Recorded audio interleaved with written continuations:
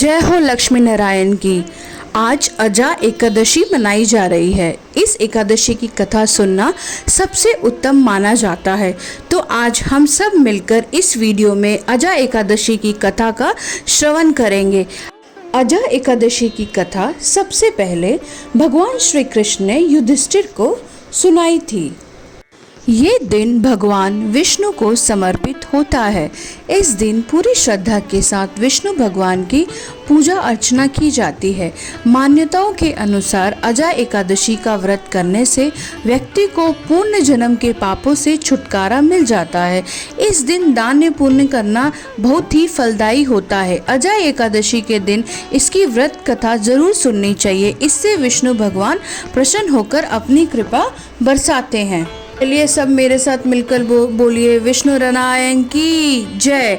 शुरू करते हैं एक अजा एकादशी की कथा। पौराणिक मान्यताओं के अनुसार अजा एकादशी की कथा सबसे पहले भगवान श्री कृष्ण ने युधिष्ठिर को सुनाई थी। इस कथा के अनुसार एक राज्य में हरिश्चंद्र नाम का एक चक्रवर्ती राजा रहता था।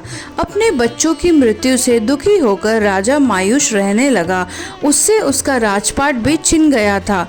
उसने अपना राज्य छोड़ दिया और अपनी पत्नी के साथ दूर राज्य में बाहर चला गया। इसके बाद राजा हरिश्चंद्र एक चांडाल के यहाँ काम करने लगा। यहाँ वो मृतकों के वस्त्र लेता था। राजा हमेशा सत्य के मार्ग पर चल और वो जब भी अकेले होते थे अपने दुखों से मुक्ति पाने का रास्ता ढूंढते थे। वो सोचते थे कि ऐसा क्या करें जिससे उसका उद्धार हो सके। राजा सिर्फ अच्छे काम करते थे।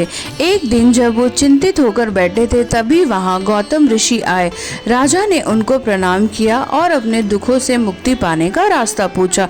राजा को परेशान देखकर ऋषि ने कहा कि तुम भाग्यशाली हो, क्योंकि आज से 7 दिन बाद भाद्रपद कृष्ण एकादशी यानी अजा एकादशी व्रत आने वाला है। जो भी इस व्रत को विधि पूर्वक करता है उसका कल्याण जरूर होता है। इतना कहने के बाद गौतम ऋषि वहां से चले गए।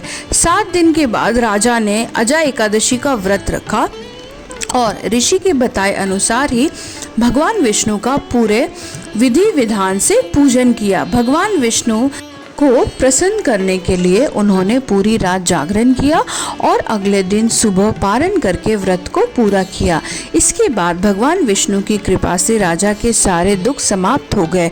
उसने देखा कि उसकी पत्नी पहले की तरह रानी के समान दिखने लगी है। व्रत के फल से राजा को अपना खोया हुआ राजपाट भी दोबारा मिल गया।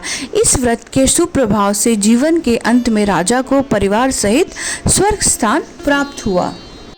अजा एकादशी का जो शुभ मुहूर्त है वो 10 सितंबर यानी कि आज रात 9:28 तक ही रहेगा।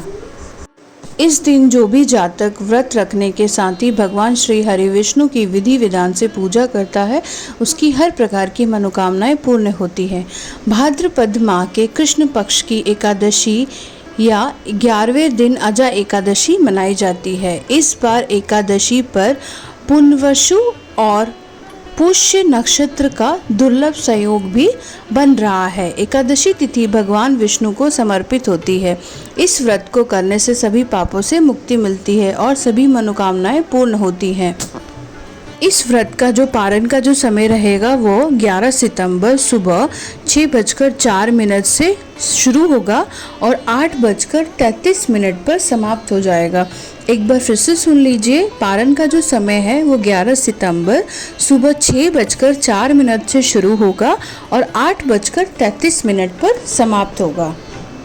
एकादशी के दिन सुबह सूर्योदय से पहले स्नान कर लें, पूजा स्थल को साफ करें और भगवान विष्णु की मूर्ति स्थापित करें। पूरी श्रद्धा से व्रत करने का संकल्प लें।